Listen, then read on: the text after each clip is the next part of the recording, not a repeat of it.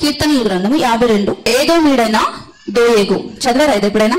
మనం కీర్తనలు చదువుకుంటూ వెళ్ళిపోతాం కానీ దాని పైన ఏముందో చదవం చాలాసార్లు. కానీ ఇప్పటి నుంచి ఏం చేస్తారంటే పైన ఏముంది కిందేముంది చదవండి, ఓకేనా? ఈ దోయేగు మనం బైబిల్ ఎక్కడ చూస్తామంటే మొదటి సమూయేలు గ్రంథం 21వ అధ్యాయము 22వ అధ్యాయంలో ఈ దోయేగు గురించి చదువుతాం. దావీదు తెలుసు కదా మీ అందరికి.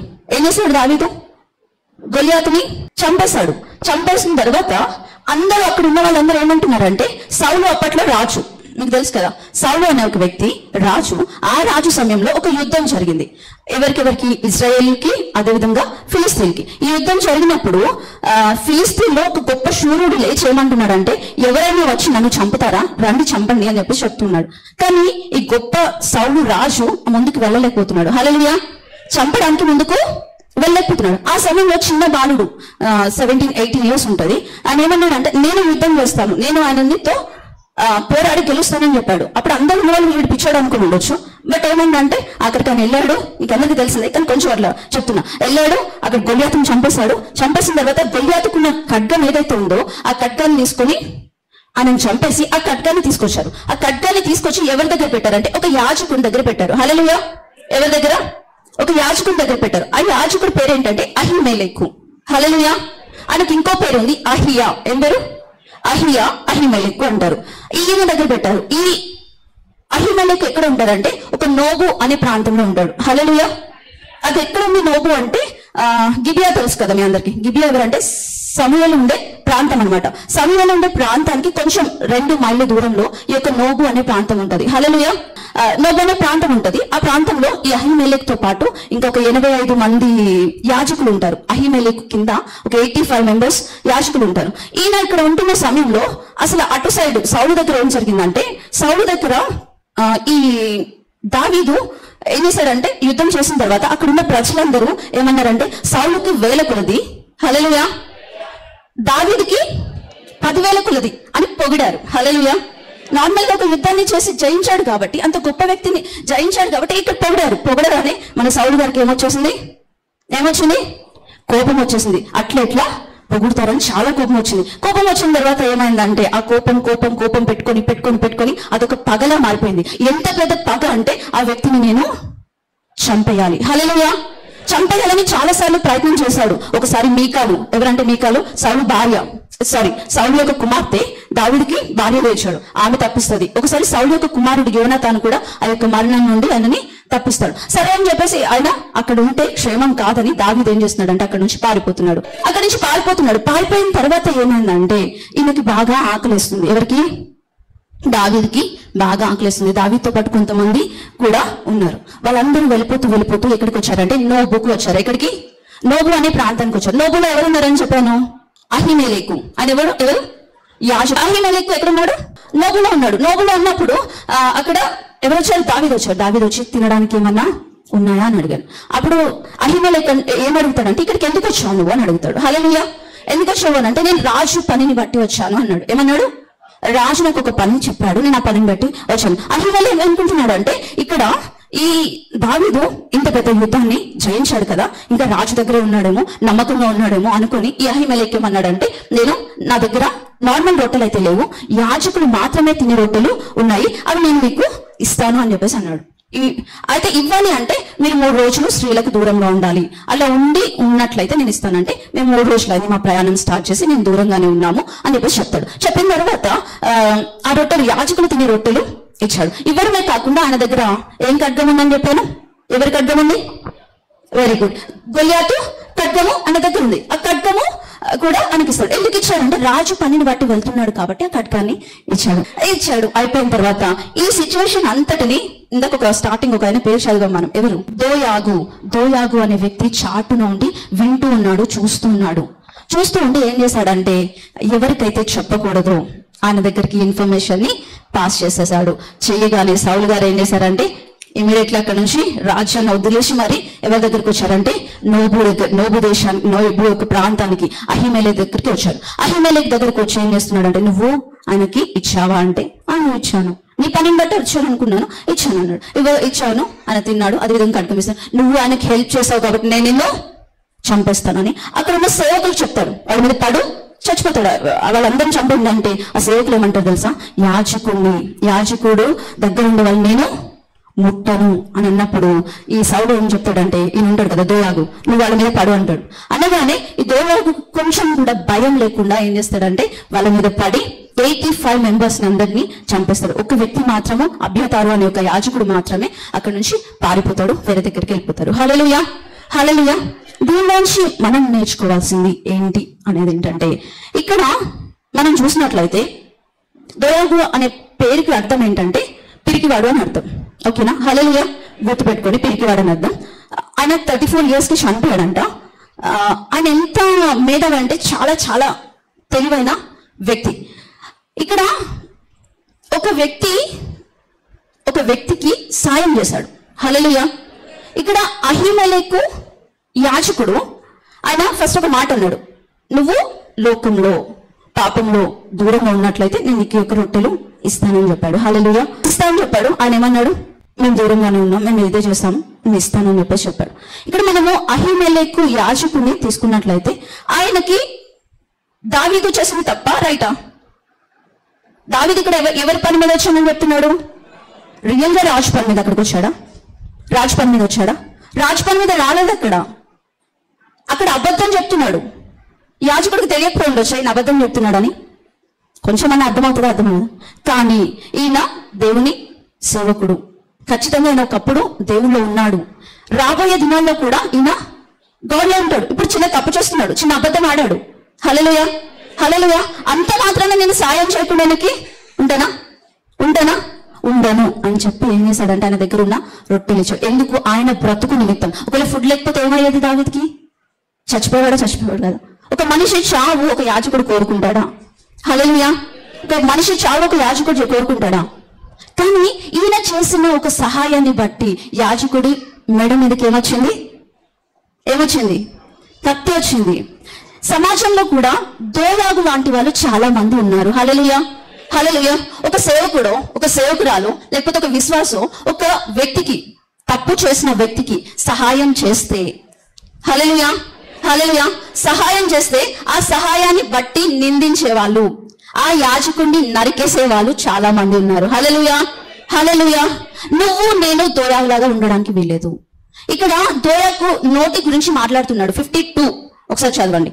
52 కీర్తనలు గట్టిగా అందరూ చదవండి. హల్లెలూయా. శూరుడా, చేసిన కీడును బట్టి నీవెంత అతిశయపడుచున్నావు, దేవుని కృప నిత్యం ఉండును. హల్లెలూయా.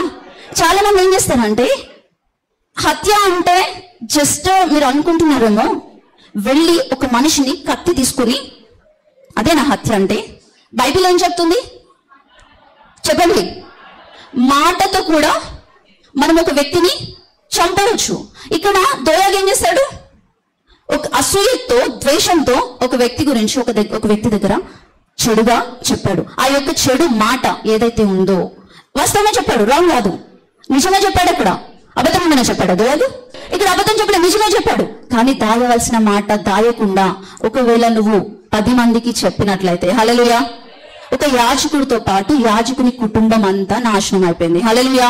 ఇక్కడ ఒక మాటను నువ్వు దాయకపోవడాన్ని బట్టి యాజకుడితో పాటు యాజకుని కుటుంబం ఎంతమంది? 85 మెంబర్స్ చచ్చిపోయారు. కొన్నిసార్లు కొన్ని సందర్భాలు మన జీవితంలో జరుగుతుంటాయి. ఇక్కడ దోయాగు గురించి ఏమంటున్నాడు అంటే, దోయాగు అతిశయపడుతున్నాడు. అబ్బా, నేను యాజకుడి కుటుంబాన్ని ఏం చేశాను, చంపేసినని ఫుల్ ఖుషి అయిపోతున్నాడు.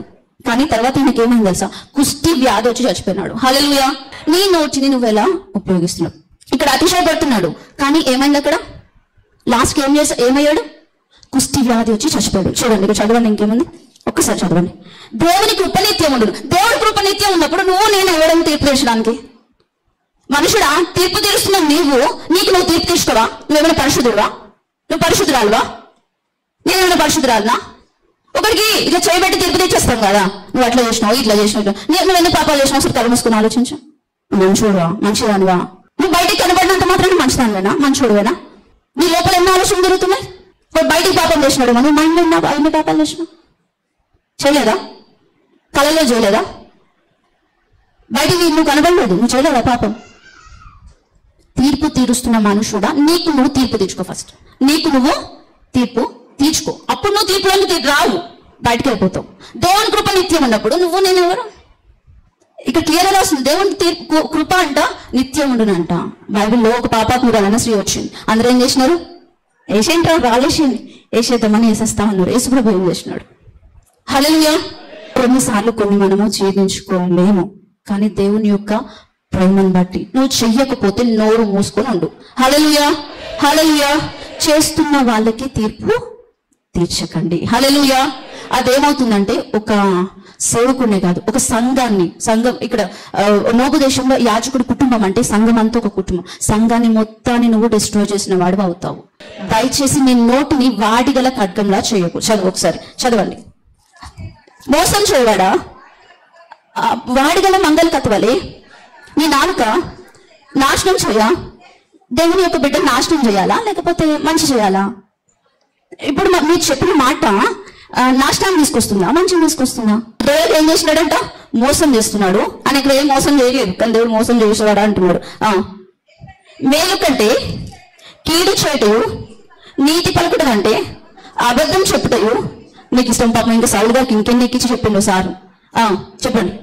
మనం అట్లనే ఉంటాము. ఎట్లా అంటే ఇంత వింటాము, ఇంత చెప్తాం. అవునా కాదా? హల్లెలూయా. విన్నది కూడా చెప్పకు. ఈ చెవుతో విన్నది ఈ చెవుతో వదిలే. హల్లెలూయా. నీకు బాధ అనిపిస్తే, భారం అనిపిస్తే ప్రార్థన చేయి. చదవండి. నెక్స్ట్ చదవండి. కపటకం గల నాలుగు గలవాడా, అధిక నాశనకరమైన మాటలే నీకు ఇష్టం. అట్లాంటి వాళ్ళని దేవుడు ఏం చేస్తాడు? కింద ఉంటాడు. చదవండి. కావున దేవుడు సదాకాలము నిన్ను అనగగొట్టును. నువ్వు పైకి ఎదిగే స్టేజ్ లో ఉంటావు. ఇట్లాంటి పిచ్చి పనులు చేసినావు అనుకో, ఏమవుతుంది అంటే దేవుడు నిన్ను నేల కొట్టేస్తాడు. అరే నేను ఎందుకు ఎదగట్లేదు, ఇన్ని సంవత్సరాల నుంచి చచ్చిపోతున్నాం కదా, అది కదా ఇది కదా అనుకున్నాను. చాంతనే మొన్ననే కదా ఎముకలు అన్నారు, జీవం అన్నారు, పలికినా కదా ఏం కావట్లేదు అంటే ఇక్కడ ఏమైంది? నిన్ను నోడు అట్లా ఉంది కాబట్టి నిన్ను దేవుడు ఏం చేస్తున్నాడు? చెప్పండి. నెక్కర్నేజర్ రాజు ఎంతమంది తెలుసు? పిచ్చి రాజు అంటారు అని తెలుసా మీకు? పిచ్చి పట్టేసింది. ఎందుకు తెలుసా? నేను అని ఒక గర్వం వచ్చినందుకు. దేవుడు అంటే 7 సంవత్సరాలు గడ్డ తినిపించినాడు అంట. దయచేసి నేను అనేది ఎవరిలో అయినా వస్తే అది తీసేసుకుంటా, అది మంచిది కాదు. చదవండి. హల్లెలూయా. సదాకాలము నిన్ను అనగొడతాడంట. నెక్స్ట్, నిన్ను పట్టుకొని ఆయన గుడారంలో నుండి నిన్ను పెళ్ళగించు. దేవుని సన్నిధి కూడా వచ్చే ఛాన్స్ ఉంటుంది. ఇక్కడ చేస్తాడు మరి. ఇక్కడ ఉండదు, పరలోకంలో కూడా ఉండదు. నిన్ను నిర్మూలం చేయను. నేను ఆ యాజకుడు చంపేసిన కదా, గిట్ల కదా అనుకున్నాడు దోయాగు. కానీ 34 సంవత్సరాలుగా చచ్చిపోయాడు. హల్లెలూయా. ఎన్ని సంవత్సరాలకి? వాడిని బాధ పెట్టినా, వీడిని బాధ పెట్టినా, నేను సంతోషంగా ఉన్నాను అనుకున్నావు అనుకో, నిన్ను బాధ పెట్టే రోజులు వస్తాయి. ఎందుకంటే ఏమి విత్తినావో ఆ విత్తనం కోస్తారు, ఖచ్చితంగా కోస్తారు. చదవండి. నీతిమంతుడు దేవుని తనకు దుర్గంగా నుంచుకొనక తన సమృద్ధి అందు నమ్మిక ఉంచి తన చేటును బలపరుచుకున్నవాడు వీడని చెప్పుకొనొచ్చు వారిని చూచి నవ్వుదురు. తర్వాత మిమ్మల్ని అందరికి నవ్వులు పాలైపోతారు. ఎందుకంటే చాలాసార్లు నా లైఫ్ లో నేను ఎక్స్పీరియన్స్ అయినగా అది చెప్తున్నా. నన్ను కొంతమంది నిందిస్తూ ఉంటారు, అట్లా ఇట్లా అంటారు. కొన్ని రోజుల తర్వాత మళ్ళీ వారి దగ్గరికి వస్తారు. హల్లెలూయా, హల్లెలూయా. ఎట్లా అంటే అది తెలియకుండానే దేవుడు నడిపిస్తాడు. ఎప్పుడు? నేను మౌనంగా ఉన్నప్పుడు. ఒకవేళ మీ లైఫ్ లో కూడా మీరు మౌనంగా ఉంటే మీరు వీళ్ళకి తీర్పు తీర్చారు అనుకో, మీకు తీర్పు తీసే దినం వస్తుంది. అప్పుడు చాలా భయంకరంగా ఉంటుంది. నెక్స్ట్ చదవండి. అంతేకాదు కూడా నవ్వులు పాలు చేస్తాడు దేవుడు. నేనైతే దేవుని మందిరంలో పచ్చని ఒలీవ చెట్టు వలె ఉన్నాను, నిత్యము దేవుని కృప యందు నమ్మిక ఉంచున్నా. హల్లెలూయా. దేవుని మందిరంలో అంట నేనైతే ఒలీవ చెట్టు వలె ఉన్నాను. ఎవడు ఎటు పోతే నాకు ఎందుకు భయం. హల్లెలూయా. ఇప్పటి నుంచి ఈ విధంగా ఉంటానని తీర్మానం తీసుకోండి. ఎవడు ఎటు పోతే నాకెందుకు, నేనైతే నా దేవుని మందిరంలో ఎలా ఉంటా? పచ్చని ఒలీవ మొక్క. పచ్చని ఒలీవ మొక్క ఎలా ఎదుగుతుంది? ఒలీవ ఆయిల్ ఎంత ప్రెషస్ తెలుసా? మనం ఇంకా అనుకుంటే లీటర్ కూడా ఎంతనే బాటిల్ ఉంది, ఇంత ఉంది అనుకుంటా, 550 రూపాయలు అంట. హల్లెలూయా. అంత ప్రశస్తమైంది. నేను కూడా ఇప్పటి నుంచి ఎవడు ఎటు పోతే నాకు సంబంధం లేదు, నేను మాత్రం నా దేవుని మందిరంలో ఎట్లా ఉంటా? పచ్చని ఒలివ మొక్క వలె ఉంటాను. దేవుడి మీద నమ్మకం ఉంచుతా. నాకేమైనా కష్టం వచ్చినా, నాకేమైనా బాధ వచ్చినా, లేకపోతే ఎవరైనా ఏమైనా అన్నా, ఏదైనా సిచ్యువేషన్స్ జరిగినా నేను ఎవరి మీద నమ్మకం ఉంచుతా? దేవుడి మీద నమ్మకం ఉంచుతా. ఇంకా నెక్స్ట్ చదవండి. నెరవేర్చితివి గనుక నిత్యము నిన్ను స్తుతించదను, నీ నామము నీ భక్తుల దృష్టికి ఉత్తమమైనది, నేను దాన్ని స్మరించి కనిపెట్టుచున్నాను. ఎప్పుడు దేవుని యొక్క నామం మన నోటిలో ఉండాలి. ఆడిట్లా ఈడిట్లా ఆడి చేసిండు, ఇది చేసింది, గది కాదు. హల్లెలూయా, హల్లెలూయా. ఇంత ఓపెన్ టాక్ ఎందుకు మాట్లాడాల్సి వస్తుందంటే కొన్నిసార్లు మనము ఇట్లా చెప్తేనే చెవులో పడుతుంది. నేను తీయగా చెప్పాను అనుకోండి, మీరు ఇక్కడ వింటారు, ఇటు వదిలేస్తారు. అదే నేను కొంచెం గట్టిగా చెప్పాను అనుకోండి, మా సిస్టర్ ఇట్లా గట్టిగా చెప్పారని గుర్తుంటుందని ఎంత గట్టిగా చెప్తున్నా. మీకు నెగిటివ్ గానే గుర్తుంటది, ఇట్లా అంటదా సిస్టర్, అట్లానే గుర్తుంటది, పర్వాలేదు. హల్లెలూయా, గుర్తు మాత్రం ఉంటది. హల్లెలూయా, లేకపోతే మర్చిపోతారు. అందుకే ఇంత గట్టిగా చెప్పాల్సి వస్తుంది. మన్నించండి నన్ను. ఒకవేళ నా మాటలు ఏమైనా బాగా ఏమంటారు గరుకుగా, లేకపోతే కరుక్కునే అంటారు కదా, ఏమంటారమ్మా, గట్ల ఉంటే మాత్రం మన్నించండి. ఏమైంది, నేనైతే నా దేవుని నామాన్ని ఎప్పుడు స్మరిస్తా ఉంటా. ఒకవేళ నువ్వు వాడు ఇలా చేశాడని వాడి నామాన్ని స్మరించావు అనుకో, నీ కుటుంబంలో రేపు అదే పరిస్థితి ఏర్పడుతుంది. అప్పుడు అందరూ నీ నామాన్ని స్మరిస్తారు. కాబట్టి జర జాగ్రత్తగా మాట్లాడండి. హల్లెలూయా, హల్లెలూయా. అయితే ఇక్కడ రొట్టె గురించి తీసుకున్నట్లయితే, దోయ గురించి మా ఫ్రెండ్ తో ఒక అమ్మాయితో మాట్లాడుతున్నప్పుడు తనకి వచ్చిన రెవల్యూషన్ అని చెప్పింది. ఎప్పుడైతే వీళ్ళు పాపానికి దూరంగా ఉన్నారో, ఎప్పుడైతే వీళ్ళు దేవునికి పాపానికి దూరంగా ఉన్నారో, అప్పుడు దేవుని యొక్క సన్నిధిలో నుంచి రొట్టెలు తీసుకొచ్చి ఇచ్చారు. సేమ్ వే మనం దేవుని యొక్క ఏమంటారు ప్రభు బల శరీరంలో పాలు పొందుతున్నప్పుడు మనం దేనికి దూరంగా ఉండాలంటే పాపానికి దూరంగా ఉండాలి. దేవుని చిత్తం అయితే నెక్స్ట్ ఏమంటారు జర్న్ నుంచి మనం ఒక 3 రోజులు సిద్ధపాటు అయ్యి ప్రభు బలలో పాల్పొందాం. ఎందుకంటే చాలాసార్లు మనం అయోగ్యంగా దేవుని యొక్క బలలో చేయబడుతూ ఉంటాము. అది కరెక్ట్ కాదు. ఇక్కడికి వచ్చాక పాపం ఒప్పుకున్నాను కదా, క్షమింపుడు అట్లా అని చెప్పి 3 రోజులు సిద్ధపడ్డాను, తర్వాత పాపం చేయొచ్చు అని నేను అనట్లేదు. బట్ సిద్ధపాటు ప్రభు బలంలోకి వెళ్ళడం అనేది చాలా ఇంపార్టెంట్. హల్లెలూయా. యేసు ప్రభు కూడా 3 రోజులు ఇక్కడ సమాధిలో ఉండి తిరిగి లేచిన తర్వాత ఏం చేశారంటే ఒక రొట్టెను విరిచి వాళ్ళకి ఇచ్చినప్పుడు వాళ్ళు కన్నులంట తెరవబడ్డాయంట. హల్లెలూయా. ఈ యొక్క శరీరాన్ని మనం తింటున్నప్పుడు ఒకవేళ మన ఆత్మీయ నేత్రం మూసుకుపోయి ఉంటే, దేవుడు ఏదో గుర్తుపట్టలేని స్థితిలో ఉంటే అవి తెరవబడతాయి. హల్లెలూయా, హల్లెలూయా. ఎప్పుడైతే ప్రభు శరీరాన్ని రక్తం తింటామో ఆటోమేటిక్ గా మన ఆత్మీయ నేత్రాలు అనేవి తెరవబడతాయి. కాబట్టి దాన్ని తీసుకునేటప్పుడు అయోగ్యంగా కాకుండా, లేకపోతే అది ఏంటిది అనేది వివేచించకుండా దయచేసి తీసుకోకండి. హల్లెలూయా. రియల్ గా మీరు అది పట్టుకున్నప్పుడు ఆ ఫీల్ లోకి వెళ్ళాలి. చాలా మంది తీసుకోరు, ఎందుకంటే నేను పాపం చేశాను భయంతో, లేకపోతే ఎక్కడైనా నేను దీంట్లో ఉన్నానేమో అనే భయంతో, ఆలోచనతో తీసుకోరు. తీసుకోకపోవడం కంటే మనము వివేచించి తీసుకోవడం చాలా ఉత్తమం. నువ్వు అప్పుడు తీసుకున్నప్పుడు నీ జీవితంలో కార్యాలు అనేవి జరుగుతాయి. హల్లెలూయా. నిన్ను బట్టి దయచేసి చెప్తున్నా, నిన్ను బట్టి నీ సేవకుడికి గాని లేకపోతే నీ సంఘానికి గాని కీడు వచ్చేటట్టు మాత్రము ఉండకండి. దోయాగు అదే విధంగా ఉన్నాడు. ఆయన కుష్ఠవ్యాధితో 35 సంవత్సరాలకే చనిపోయాడు. నీ పరిస్థితి ఆ విధంగా తెచ్చుకోకండి. ఏదైనా మీకు ఏమంటారు సంఘంలో ఏదైనా చెడుగా జరిగినట్టుంటే, నిజంగా నీకు భారం అనిపిస్తే, బాధ అనిపిస్తే వెళ్ళి దేవుడి సన్నిధిలోనో లేకపోతే ఇంట్లోనే మోకరించి ప్రార్థన చేయండి. ఖచ్చితంగా సిచ్యువేషన్స్ ని దేవుడు మారుస్తాడు. హల్లెలూయా. చిన్న ప్రార్థన చేద్దాం మనం అందరం. ఒకవేళ ఇప్పటి వరకు ఈ విధంగా ఉన్నామేమో, ఎందుకంటే నేను కూడా కొన్నిసార్లు ఎవరి గురించి అన్న రాంగ్ గా మాట్లాడి ఉండొచ్చు, మీరు కూడా మాట్లాడి ఉండొచ్చు. ఈ సమయంలో మనం దేవుని అడుగుదాం, దేవా ఇప్పటి వరకు నా స్థితి ఇట్లా ఉంది ప్రభావ, నేను ఇట్లా ఉన్నా ప్రభావ, నేను మారుతాను ప్రభావ, ఇప్పటి నుంచి నేను ఆ విధంగా చేయను ప్రభావ. దయచేసి కళ్ళు మూసుకొని ప్రార్థన చేద్దాం. అందరూ కళ్ళు మూసుకొని ఒక 2 నిమిషాలు ప్రార్థన చేద్దాం. రియల్ గా పశ్చాత్తాప హృదయంతో ప్రార్థన చేద్దాం. నా స్నేహితుడే కదా, నా స్నేహితురాలే కదా, ఇదే కదా, అదే కదా. దయచేసి వద్దు. నీ స్నేహితుడు ఉండొచ్చు, నువ్వు నీ స్నేహితుడు నమ్మి చెప్తుండొచ్చు, ఆ స్నేహితుడు ఇంకొకరు చెప్తుండొచ్చు, అది ఇంకొకరు చెప్తుండొచ్చు, అది సంఘం మొత్తానికి నాశనం చేసే స్థితిలోకి వెళ్తుండొచ్చు. ఆ యొక్క అహిమేలెకు ఇచ్చిన ఆ యొక్క రొట్టెను బట్టి, దావీదు మీద చూపించిన ఆ కృపను బట్టి ఆయననే కాకుండా ఆయనతో పాటు ఉన్న 85 మంది చనిపోయారు. ఎందుకంటే ఒకవేళ ఈ విషయం దోయాగా ఒకటి చెప్పకపోతే ఆ 85 మంది చనిపోయేవారు కాదు, అదేవిధంగా ఆ యొక్క యాజకుడు కూడా చనిపోయేవాడు కాదు. ఒకవేళ నువ్వు దోయాగులాగా ఉంటే నా స్థితి మార్చు ప్రభా, ఇప్పటి నుంచి నేను అలా ఉండను ప్రభా. ఒకవేళ ప్రభాతో నేను అలా ఉన్నానేమో ప్రభా, నన్ను మన్నించండి ప్రభా, నా పని కృప చూపించండి ప్రభా, అలా నన్ను మన్నించండి ప్రభా. ఒక్కసారి హృదయాలు విప్పుదాం. ఎందుకంటే హృదయాన్ని దయచేసి కఠినపరచుకోదు, వినండి అనుకోదు. ఈ హెచ్చరిక లాగా తీసుకోండి దయచేసి. ఎందుకంటే రేపటి నాడు నువ్వేం విత్తుతావో అదే పండు నువ్వు కోస్తావు. రేపటి నాడు నీ మీదకి అలాంటి వస్తుంది. కాబట్టి దయచేసి ప్రార్థన చేయండి. నన్ను క్షమించు ప్రభా. ఇప్పటివరకు ఇట్లా వేరే వాళ్ళ గురించి చెడుగా మాట్లాడాను ప్రభా. నా నోటిని ప్రభా తండ్రి నేను ప్రభా నేను కంట్రోల్ చేసుకోవడానికి కృప చూపించండి ప్రభా. నా నోటిని స్వాధీనంలోకి తీసుకోవడానికి సహాయించండి ప్రభా. నేను అనగొట్టబడద్దు ప్రభా, నేను అనగొట్టబడద్దు ప్రభా, నేను హెచ్చింపబడాలి ప్రభా. నేను హెచ్చింపబడాలంటే ప్రభా తండ్రి నా నాలుకే నాయన ప్రభా తండ్రి. అయ్యా ప్రభా నా నాలుగు నేను స్వాధీనంలో తీసుకుని కృపను దయచేయండి ప్రభా. అయ్యా నా నాలుగు నేను స్వాధీనం తీసుకుని కృపను దయచేయండి ప్రభా. నా నాలుగు వల్ల నాకు మాత్రమే కాకుండా నా ఇంటికి అయ్యా ప్రభా నా కుటుంబానికి వస్తుందేమో ప్రభా తండ్రి. నన్ను క్షమించండి ప్రభా, అయ్యా నన్ను క్షమించండి ప్రభా. ఒక్కసారి మనం అందరం నోళ్ళు తెలిసి హృదయపూర్వకంగా దేవుని అడుగుదాం. దేవా నన్ను మన్నించండి ప్రభా, అయ్యా నన్ను మన్నించండి ప్రభా. నువ్వు కృప చూపించలేడు ప్రభా. మేమెంత నాయన ప్రభా, నాయన ప్రభా మేము కూడా ప్రభా అయ్యా నా కృప కనిక్రమను కలిగిన హృదయాన్ని కలిగి జీవించే కృపను దయచేయమని ప్రార్థిస్తున్నాను దేవా. దేవానికి వందనాలు ప్రభా. మన్నింపు హృదయాన్ని మాకు దయచేయండి ప్రభా. అయ్యా మన్నింపు హృదయాన్ని మాకు దయచేయండి ప్రభా. అయ్యా నాయన ప్రభా, అయ్యా ప్రభా ఇప్పటి వరకు మా సేవకులు కానీ ప్రభా తండ్రి, అయ్యా నాన్న మా సంఘంలో కానీ వరకు ప్రభా కీడుకి ప్రభా నాశనానికి మేము కారణమై ఉంటే, వారి గొంతు మీద కత్తి పెట్టే వల్ల మేము ఉంటే ప్రభా తండ్రి దయతో మమ్మల్ని క్షమించండి నాన్న ప్రభా. ఎవరైనా ప్రభా తండ్రి మా చుట్టుపక్కల జీవితాల్లో కూడా ప్రభా కత్తి పెట్టిన వల్ల ఉన్నాము ప్రభా, ఎవరైనా మన్నించండి ప్రభా. ఇక మీద విధంగా ఉండకుండా కృప చూపించమని యేసు నామములో ప్రార్థించి అడిగి వేడుకుంటున్నాం తండ్రి. ఆమేన్.